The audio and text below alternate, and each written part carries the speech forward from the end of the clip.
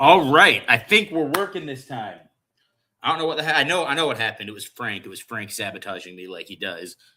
Frank went in to the system. He went through StreamYard, and as I pressed start the stream, he very obviously went in there and pressed delete stream because he is a douchebag. That's why he did it. So this is the fuck Frank show today. Fuck you, Frank. No, I'm just kidding, Frank. I'm messing with you, of course. This is a football, right? It's made of leather. It's brown. It has laces on it, and it's oblong shape. So it's utter chaos when it hits the ground. But when it flies through the air, it does so with a cutting, spiraling pattern. It's just a ball, right? But no, today it's our lives. It's our lives and our livelihoods. We got to win today, all right? And if we don't win, I'm going to scream, and I'm going to cry, and I'm going to throw a fit. Why are we having a game on a Saturday? I don't like it, because then if we lose, we're all going to be super disappointed, and no one's going to want to watch football tomorrow. And that's just going to suck because, like, what's the point of a Sunday in December if you're not going to watch football? Anyway, I'm very negative, and I don't care. But, man, my spirits would sure be lifted with a win tonight. They would sure be lifted with a win tonight. Anyway, I'm with my beloved friend and co-host, colleague, my boy. What up, Noah Friedman? What's up, guys? How we doing today? It's just me and sorry. People, so it's okay. I'm talking to your audience. Can I not? Oh yeah, no, I know. It's okay. I get it. It's. We'll see who tunes in. We'll see who helped me, promote the show. But anyway, how's it going, man? It's going great. Very open-ended question. I could go so many different directions with that. But no, I know. I meant it open-ended. I want to hear about you. How's your day? Hear about me? No, nobody wants to hear about me on Chicago Clubhouse Network.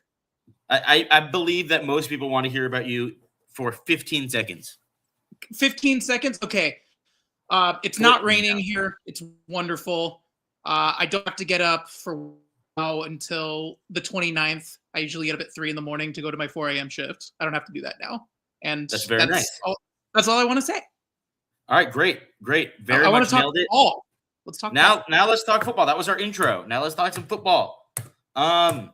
So last week the Bears played the Browns, the Cleveland Browns, the Cleveland Steamers, and they were led by, obviously, quarterback Shedeur Sanders, a very popular individual on this network who, a lot of people were saying, oh, the Bears, and by a lot of people, I mean one person in particular, but, maybe a few people echoing his sentiments, saying that the Bears would be better off with this Ben Johnson offense if it was led by Shedeur Sanders. And after Shedeur Sanders' just abysmal performance, just an absolute horrible, complete, embarrassment of a performance in Chicago against the Bears, some people still double down on that take that the Bears would be better off if we had Shedeur Sanders leading the charge as opposed to Caleb Williams. If we want to be taken seriously as a network, maybe we shouldn't be saying things like that. What do you think, Noah? It's a non-starter. It's a dumb question. Right. It's a non-starter, right? Like it shouldn't be a conversation. It never should have been a conversation. No. And I just don't understand. Like, okay, I want to say the reason why I'm bringing up Shedeur Sanders is because a friend of mine, Micah, has been saying this, and it's very, very true. And that is, it's a segue that has to do with the Bears, which is that Shedeur Sanders is everything that they thought Caleb Williams was. He is cocky. He is arrogant. He is overhyped. And good, but not that good. Probably not starter material. Played against weak defenses. And I'm not saying he can't become good because maybe one day he will be. And I don't want him to be bad. But it's just the point I'm making is I feel like some of these people, some of us as analysts are just so quick to adhere to our own narratives.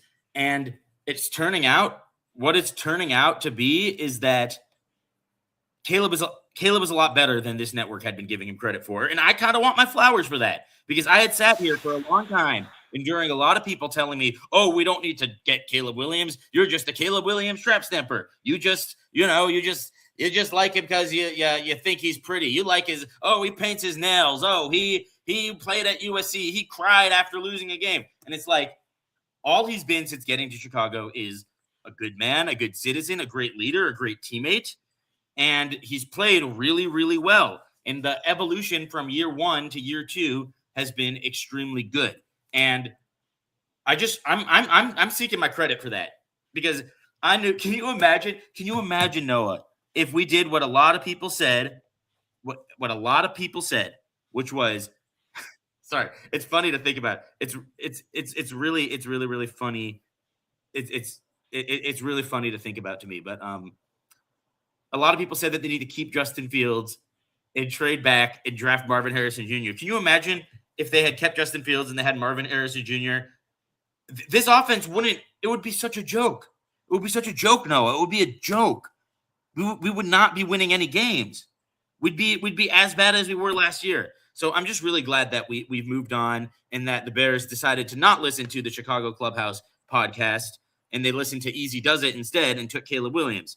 What say you? Yeah, I was one of those people that wanted Justin Fields to remain a Bear for the loyalty aspect, for the aspect that he probably had a ceiling, and obviously things didn't work out, and probably for the correct reason. So I'll eat my words for that, because you were very much, I think Caleb's the guy. You've had your criticisms with him. Oh, like, yeah, well, he's still my quarterback. I'm going to criticize him, but I think you're right. And obviously, we look now at Justin Fields. He's now been on 2 other teams since he got traded away from the Bears, and it hasn't worked out for him. With Caleb, the marriage now with Ben Johnson, at least in year 1, has been good. And they're tied at the hip now for at least the next, I think, 2 seasons, which is good. Like that's momentum. That's something that you look for as a fan. The Bears haven't had a 4,000-yard passer since who? Ever. Ever, exactly. Since no one. But I don't care about that. I really would care about that, just because you finally have a quarterback with stability and a guy who is capable of doing 4,000 yards. I don't care about 4,000 yards. I never have. You know what I care about? I care about winning. And no, Frank, if you actually paid attention, there are 2 Noahs who are on the show. There's Noah Friedman and there's Noah Gross. And Noah Gross is a lot more volatile and polarizing, but man, does he have some fire ass takes. And Noah Friedman he's more buttoned up than Noah Gross. And by the way, shout out Noah Gross, because Noah Gross is awesome, and having him on the show is awesome. But he'll light a fire. And by the way, I do want to say to this comment, I love Deion Sanders. Deion Sanders is one of my favorite athletes in the world. I love baseball and I love football, and he played both really well. So there's okay at baseball, but like I love Deion. I've always been a Deion guy. I just don't like his son. I think his son is terrible. There's a reason he fell to round 5, which is that he's just not very good. And the Bears kind of proved that last week. Do I only have friends named Noah? That's a good question. I have 3 friends named Noah. No, wait, I have 4 friends named Noah. I should say, because I have 2 friends named Noah Friedman. One of them is on the show right now. Got Noah Gross. I got Noah Gustafson. Shout out Noah Gustafson in Memphis. Actually, I don't know where he lives now, but thank you for your service. Noah and Becca, that's it. Yeah, well, I mean, Oren's on the show a lot, and I've had Justin on the show, and anyway, this is a tangent. Frank is just trying to troll me a little bit, which is fine. I mean, to be fair, you did open the show with Frank comments, so Frank needs I wasn't talking about Frank. Oh, wait, I was at the beginning. Yeah, I was talking about Frank at the beginning. Yeah, that's true. I was, because Frank sabotaged my show, because that's what he does. He's a show sabotager. He's a home wrecker. That's Frank for you. Big Frank likes to wreck homes and wreck shows. But speaking of wrecking homes and wrecking shows, I would like to see this Chicago Bears defense tonight wreck the game plan of the Green Bay Packers. Noah, was that kind of that was not a great segue, was it? I mean, I thought you were more going to talk about your emotions around your home, but then your fiance wouldn't necessarily be too happy about that, because then you'd be destroying your home. And also your dog would be like, what is my father doing right now? They're right now. They're just chilling. They're sleeping. We went out last night, so. Okay. Good for you for playing hurt then. I love this. You're oh yeah, no, I'm back. I'm good. I wasn't very hungover. We had a great night though. Good. But look, man, I'm gonna talk some ball. Yeah. My dog's name is Noah. That's great, Frank. I'm gonna talk some ball now because that's what I do. A lot of Bears fans have been posting a lot of stuff. They've been talking mad shit towards Green Bay. I've seen it. They've been posting all these hype videos. I haven't watched one of them. They've been, saying, "Oh, the Bears-Packers rivalry is back." The rivalry is back. We are back. The Bears are back to beat Green Bay. And I'm like, dude, I'll fucking believe it when I see it. Yeah, we saw it at the end of last year. That game was awesome. I loved every second of it. But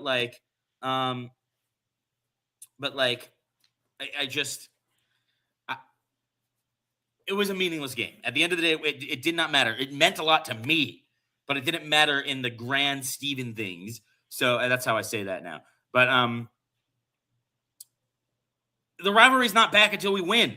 All right. So everyone, Mr. Chicago, Frank, even a little bit to an extent, everyone going online talking mad shit about, how we're going to just destroy Green Bay and how it's going to be so much better. I'll believe it when I see it because we haven't done shit. We haven't done shit. Yeah, the Bears hater Easy is back, everyone. I'm not a hater. Look, I'm definitely not a hater. I'll tell you that much. I don't hate the Bears. What I hate is this fake superiority that we feel like we immediately have just by virtue of nothing. We haven't beat them. We haven't beaten them yet. Beat them. If we beat them tonight, I will happily eat crow and I'll be very excited. But it's very hard for me to look at this game objectively.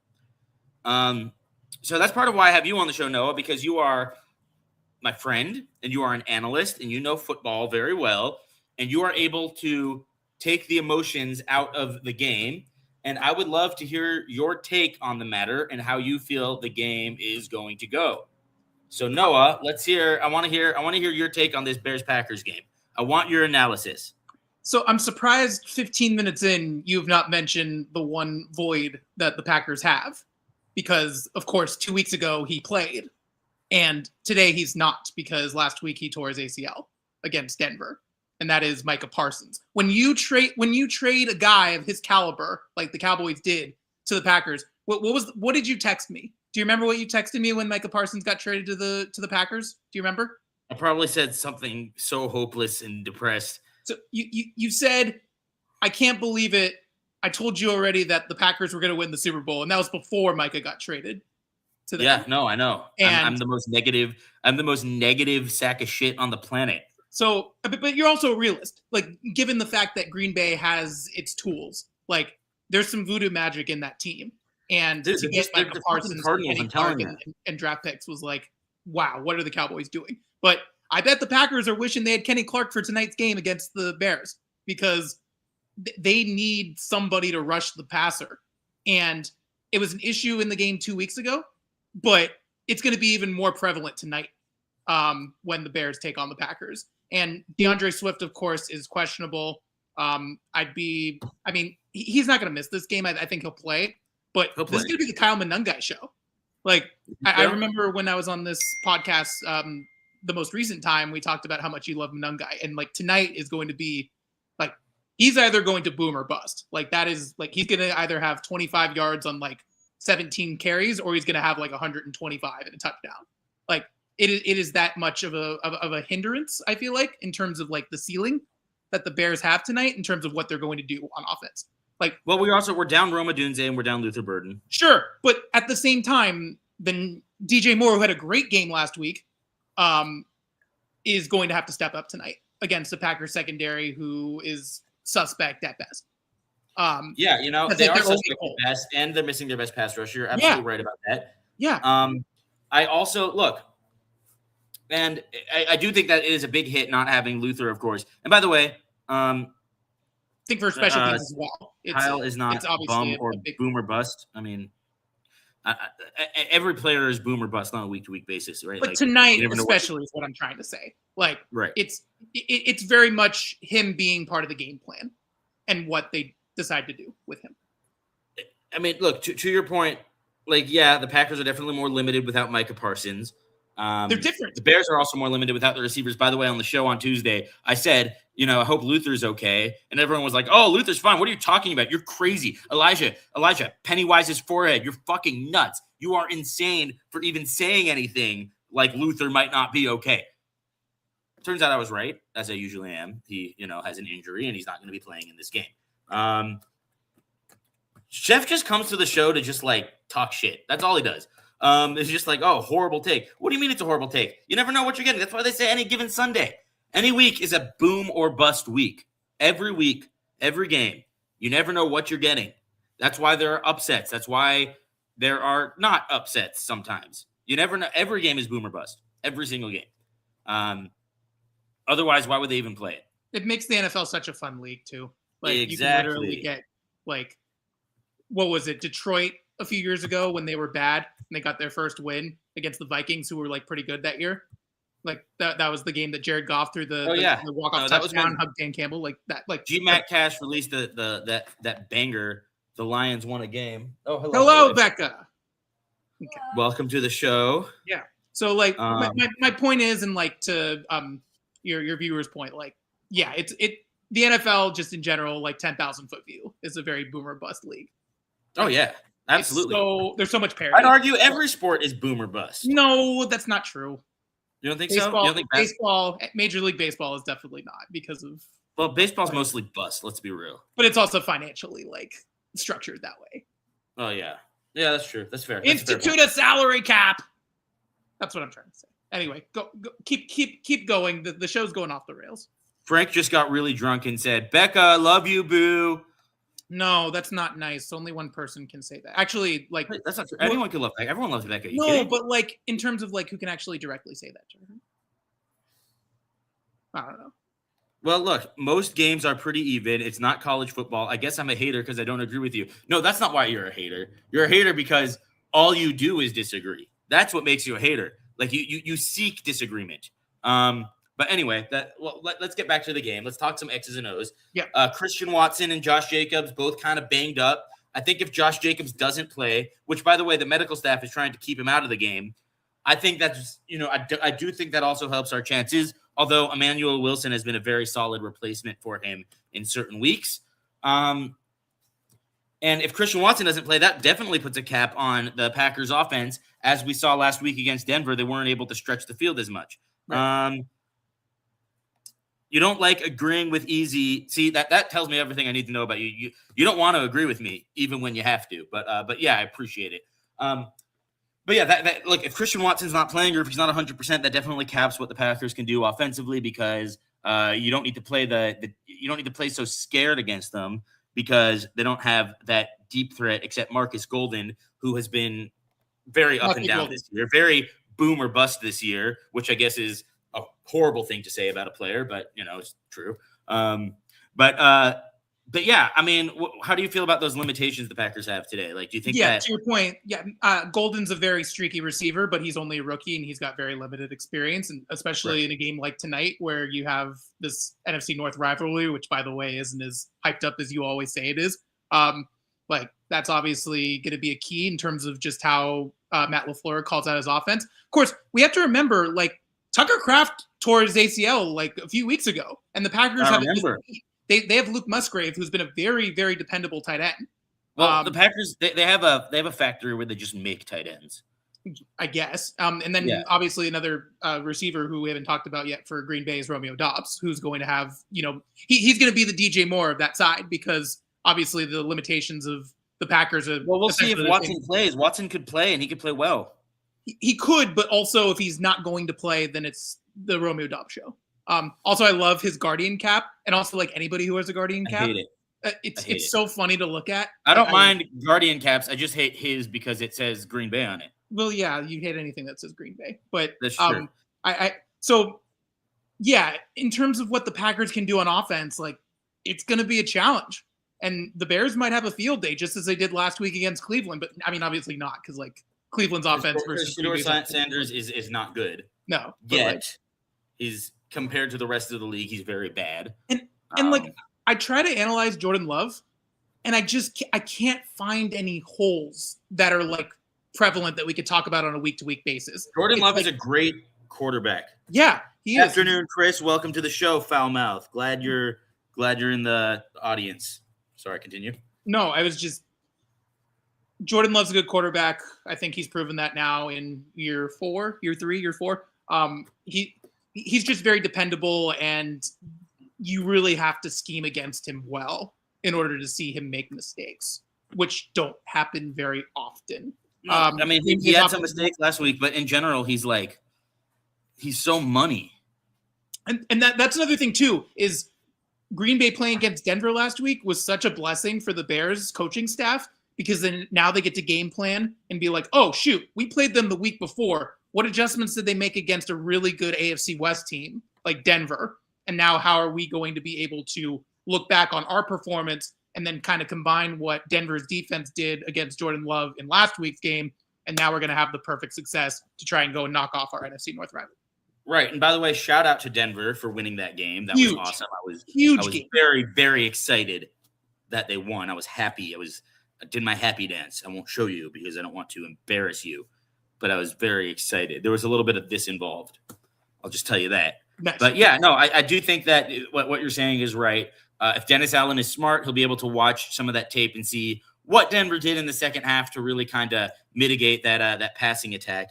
The Peeping Tom from the Tuesday has its own show. That's definitely hello, Frank. I like your burner account. Nice. But yeah, Love is a very good QB. His faults, like most QB, is pressure. Yeah, okay, I agree with that. I agree for sure. When you get pressure on him, but still, even when you get pressure on him, he's able to do that weird fadeaway thing where he throws it off his back foot like 90 yards downfield, and somehow it always lands right in the hands of a Green Bay Packers receiver who you've never heard of, and it's always a big play. But yeah, definitely not me. Yeah, okay. Yeah, I'm sure it's not you, Frank. I'm sure it's not you. So, and going back to the point of like the whole pressure thing, like Jordan Love is a quarterback who we don't necessarily talk about. He's not necessarily a dual threat, but he's also not necessarily that traditional quarterback that you've seen from like our childhood, like the Aaron Rodgers, the Peyton Manning, the Tom Brady, the Drew Brees. Like he's not that either. And I love his pocket presence because he just does like this hop. Like the offensive line gives him enough time for him to just like go ahead and do like, how Dak has the shimmy. Like Jordan Love has the hop, and he just has that like he's got those vibes where he's able to like dance around, like you said, and thing. And we don't really necessarily talk about quarterbacks who are skilled like that. And he's just good enough to like have that vision downfield, like you said, where he's able to find his receiver, and it's magnetized. Yeah, no, I completely agree. I think and I hate it. It's the most frustrating thing to see, but like. Yeah, it's just he does have that hop, and that kind of like his poise back there is very, very good and very, very frustrating, and I'm just not excited. Need a whole lot of Montez Sweat tonight. I hope so, man. In terms of that pass rush. Zach Tom's been hurt. Hopefully he decides to take this game off, get that thing healthy. It's a good, I really just hope they all decide, you know what? Let's get healthy. Let's skip this game. And I know people are like, oh, but you want to beat them at their best. You want their best players. I just want to beat them. I don't care about at their best. Win the game. Yeah, momentum in the season is really good because then you get your playoff stat, and then you're able to determine like, hey, where are we going to go? Obviously, like Thursday night, that Seattle LA Rams game did a lot for the whole NFC playoff picture. But the Bears playoffs. Don't talk about playoffs. You kidding me? Yeah. Everybody hopes that they can win a game, but like the Rams losing, 49ers are happy. The Bears are happy. The Packers are happy. Like, why are the Packers happy? Well, I just in terms of like a team that's better than them losing. Obviously the Bears still have the. But Seattle won. Seattle's really good. I agree, but the Rams were like in the driver's seat. And now Seattle controls their own destiny to see if they can get the number 1 seed in the NFC. Like if they win, if they beat the Panthers, does that mean they're the 1 seed? I think there's still one more week where they have to win. They have to beat the Niners. Yeah, they have to beat the Niners. The Niners are on their schedule. Like the Niners can And still we play win the Niners NFC too, so that's going to be frustrating. The Niners have to win out, including beating Seattle in the last week of the season. Appreciate it, Frank. You're annoying too, but it's all love, brother. But yeah, no, I'm with you, and I don't know. I don't know who people in the NFC were rooting for because like I think Seattle and the Rams are pretty even. They were, but the Rams had the edge. The Rams were the number 1 seed in the NFC going into the game. Right. And now with Seattle winning, it creates this entire domino of, hey, the Rams are now a game back, not only in the division, but also in the NFC playoff picture. Look, I want to win this game so we could mitigate Green Bay's chances of getting the 1 seed too. That's also what this is about. Oh, yeah. To me, this is almost equally about beating Green Bay as it is about the Bears winning. Like I hate those guys. Those guys have warped the way I enjoy football, and I just want them to lose every game they ever play for the rest of their existence. Like that's just the reality of it. I want to talk a little bit about what Crooked Commish said about Colston Loveland. Yeah. He's expecting a big game from Loveland. I honestly am kind of expecting that too. And yeah, I know we could see Green Bay in the playoffs as well. I don't want to think about that yet. I'm just focused on tonight. But yes, you're right. Colston Loveland, I think he's been awesome. I really do. He's had a great start to his Chicago Bears career. I mean, look, it was a slow start at the beginning of the year, but he's really picked it up in last weeks. He's been a very reliable target, minus that one play against Green Bay. For Caleb Williams, he's just a beast when he has the ball in his hands. He's an absolute monster, and I think he could be a really great tight end for a long time. And I think that he should be a focal point of the offense today. I hope they get the ball in his hands a lot. What do you think about that, Noah? Can you speak a little bit about Colston Loveland? So everyone was like, why on earth did the Bears draft a tight end in the first round of this past year's draft? You already have a tight end in-house. He's more of a blocking tight end, but he can still catch passes, and he's caught touchdowns in his Bears career. But I think that everyone's looking at this draft pick now and being like, oh, yeah, like last 4 or 5 weeks, like he's come on pretty strong. And it's been pretty nice to watch because the Bears don't necessarily go with like what the Patriots used to run, like with that 2 tight end set. Now they're more so involving Loveland in the offense, like you said, and they can use him so schematically he's a good blocker downfield, but obviously like his usual matchups are on linebackers, and Green Bay with their defensive assignments that they're going to have to go with tonight. Like Edgerrin Cooper is like a really good, linebacker. Really good linebacker. Really good player. He's a good linebacker, but he's more of a primary rush guy. So you take him out of the fold. Who do the Packers have on defense to try and go and match up with Loveland? Like that's going to be the key tonight. If they don't want to, run the ball and utilize the trenches up front, let's see how much time Caleb Williams has to pass downfield. And obviously, like you said, we've got receivers who are out tonight. Loveland's going to be a pretty good option besides DJ Moore in terms of pass catching tonight. So yeah, obviously this is a big kind of thing for him, and can really be like a coronation kind of thing and a validation for the Bears front office to say, yeah, this is why we drafted a tight end in the first round out of Michigan. Winning pedigree, a guy who obviously knows the Midwest very well. And it would be a cherry on top to see him have a pretty big game tonight, like you and Crooked are predicting. Yeah, no, it'll be huge. And look, man, there's just a part of me that wants this to be like, I don't even, it's going to be a close game because it's a rivalry game and it's Bears-Packers, but like, how sick would it be if this was finally the time when we took the driver's seat in the rivalry and said, stay in the back for the next 2,500 years. Like, how cool would it be if they were just like, if this was the game where we come out and Caleb's on fire immediately and he hits DJ, he hits Swift, he hits Duvernay, gets him down, finds Loveland for a touchdown. We get the stop, we get the ball back, we score again, and we just keep doing that, and we just win we win like 34-3. How cool would that be? That's what I'm hoping for, man. I don't think it's gonna happen. Hey, Frank's daughter, hope you're doing well. I don't think that's gonna happen. I love your optimism. It's probably the most optimistic I've ever heard you on this show. Oh, that's not me being optimistic. That's me being hopeful. Just in terms of like even throwing out a scenario where the Bears win by 31 points. Shut up, Logan. Just kidding, Logan. You're cool. Wait. Can I just say too, like the Bears secondary has a big task tonight. especially with playing against a down Packers offense. Deshaun Wright is going to have a still big challenge, obviously, covering the Packers' number one receiver, whoever it's going to be tonight. Jalen Johnson, too. And then Jaquan Brisker, of course, just so reliable. Love him. Kind of reminds me of Bob Sanders a little bit. Just plays 110% on every play. That's high praise. And it's deservingly so. But then he's always hurt, just like Bob Sanders is. But now he's finally that's true. Bob Sanders, you get hurt a lot, but man, he was so good. He was so good. That dude was a bowling ball. You couldn't stop him. Could have gone to the Hall of Fame. Run like nobody's business. He was nuts. But Jaquan Brisker is that guy. So I would love to see the Bears play cover 2, drop some guys back, see what Jordan Love's arm can look like, especially if a suspect offensive line ends up playing tonight. I don't know. We'll see. It'll be so fun. Like you're gonna have so much fun. Everybody who's watching right now, just realize that 5:20 Pacific, 7:20 Central. You guys are gonna have a lot of freaking fun. Oh, it's not going to be fun. It's going to be fun. I never have fun watching the Bears. Are you kidding me? I know. I have fun. I have fun when it's not Green Bay, but the Green Bay game is a bloodbath. It's not enjoyable ever. No, it's rivalry central. Look, you have to understand. Ever since I've been born, our record against them is 14-46 or some shit. It's been I don't know anything other than losing to this team. So you have to see how jaded.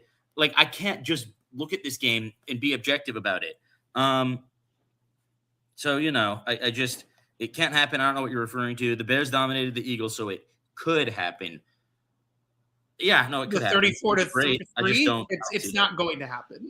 But 34-3 would be nuts. I would bet my life savings on that.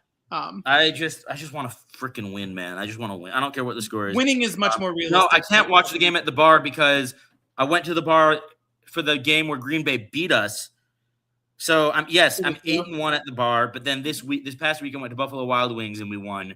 But look, losing to Green Bay at the bar means I can't watch them at the bar again. I shouldn't do that because that will sabotage our chances.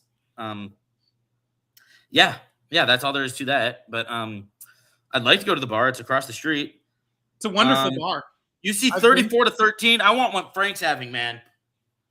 Look, I think it's going to be a freaking field goal game either way. Oh, yeah. No Cairo Santos either, right? I think he's out. No way. Is Cairo Santos out? Where'd you hear that? I don't know. I thought I heard that, but maybe not. I don't think. No, he's in. He just missed the field goal last week. Okay. That's what it was. A really short field goal. Yeah. Never mind. Sorry, everyone. Didn't mean to. Where you watch doesn't matter. Chef, shut up. I know, okay? I know. But that's part of the fun. Let me have fun. Let me enjoy being a fan. Let me something called voodoo. Let me get as much enjoyment as I can out of it. Because I like it. All right. Yeah. I like the superstitions. Yeah, I know it doesn't mean anything, but it means something to me. You should sponsor this show every single time, intro wise. You should just play Superstition by Stevie. This show is brought to you by Clorox All-Purpose Cleaner. I've been using it to clean. Yeah, I ate Chicago hot dog today with onions and Trader Joe's. I hate onions. That's bold. That is crooked going out of his way to help us win. And it might only help a very tiny bit, but it's still helping, and I appreciate that. That's why I changed the Wordle colorblind mode. And I'm still confused why some people don't do that. Hey, Becca, I like your shirt. Becca's rooting for the Bears as well because I'm getting married to her. I know you don't believe in football voodoo, but I don't really either. But I still like to embrace it because that's just part of the enjoyment. When the Bears lose, they go to a different seat or place all the time. Yeah, exactly. We all do. We should. We should. It's fun. It's part of the fun. Anyway, let's get into predictions, and we're going to wrap up the show pretty soon because we've talked about a lot, and I need to get myself mentally prepared. So that time. What do you think is going to happen, Noah Friedman? Give me your prediction for the final score of this game. 16-13 Bears. 16-13. You think it's going to be a defensive slugfest? Because the teams know each other so well because they've played each other recently and second time in the last 3 weeks, injuries. Yeah, 100%. Okay. Mm-hmm. Hey, I'll take it. I'd love that. I'd love to win 16-13. I am going to be a little more conventional. I think it's going to be 24 to Ugh. I think it's going to be 27-24, one way or the other. I'm going to say it's going to be the Bears because I want to believe it. I want to believe it. You got to believe. I get it. Wow, Crooked, that was unexpectedly sexual, Wow. but really somebody still. He's like, he likes your shirt better when it's on the floor. Haha, I get it. No, it's true though. I love my wife. Soon to be. By the way, just to Job's credit, he played sports, all right? He was a receiver in Division 47 football, so he knows what he's doing. I'm messing with you, Job. I've also never put on pads in my life. Just I'm not qualified to talk about this, but yeah, I formulate my opinions based on what people smarter than me say and based on what my eye test says. And that's why it's kind of alternative opinions, as Diab so beautifully said. Watch the pregame. Watch the pregame report in a few hours, please and thank you. Yes, everyone tune into the pregame. Everyone tune into the pregame report with Crooked Commish and friends and company. Maybe I'll even make a surprise appearance on that show because I got so much to say and I'm stressing, man. I'm really stressing out. And I love to talk to Diab because I like Diab, even though he likes to antagonize me and hurt my feelings. But I get it. Anyway, this has been fun. Noah, who's the MVP of today's game? Who you got? Who has the big touchdown? Who has the one touchdown for the Bears? Wait, the MVP or the NVP, like the Nickelodeon? MVP. Okay, M? Yes. Manangai, MVP. He's gonna rush for 100 yards and a touchdown. Yeah, I think he's got that boob. Yeah. So. Hell yeah, I have a key to the clubhouse. I might let myself in. We'll see. So yeah, you think Manangai has a big game? I'm gonna say Colston Loveland has the big game. He's gonna have a big 30-yard catch over the middle, put us in field goal range, and we'll get the game winner as time expires, 27-24. And I will be very happy, and my dad will be very happy, and my mom will be very happy, and my wife will be very relieved that I'm not super upset because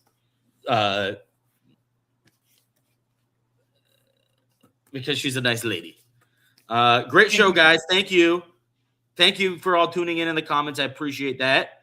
Noah Friedman, you have anything you want to add before we wrap it up? I hope for the sake of your mental health that the Bears win. And I do want to talk your Colts real quick. Yeah. Because the Bears might move to Indiana and become your neighbor. True. Good point. Which will never happen, by the way. I don't buy it. I still don't buy it. But what do you think happens Colts and Niners? Oh, it's going to be – I'm so nervous. There's just a lot riding on this game. Phillip Rivers going to die? That's obviously the key, right? Are the 49ers going to be smart enough? Hi, Luna. Luna. No, don't hit Luna with the football. It's okay. I threw it lightly. You hit her with the football. Anyway. Yeah. I like San Francisco on the road. Realistically, I don't know if Phillip Rivers is going to be as edgy as he was against Seattle. But it'll be very interesting to see what happens. Yeah, it should be a fun one. I take the Niners to kill Phillip Rivers, but we'll see what ends up happening. Anyway, this has been fun.